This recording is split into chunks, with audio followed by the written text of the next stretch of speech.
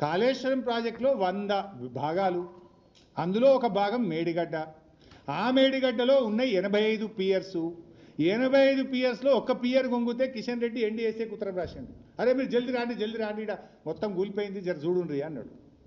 100 భాగాల్లో మేడిగడ్డ ఒక భాగం, మేడిగడ్డలో ఉన్న 85 పిల్లర్లలో ఒక పిల్లర్ గొంగితే కిషన్ రెడ్డి ఢిల్లీకి ఎన్డీఎస్ఏకి ఉత్తరం రాసి 2 రోజులు పిలిపించిండు. మరి మొత్తం ఎస్ఎల్బీసే కుప్పకూలింది కదా.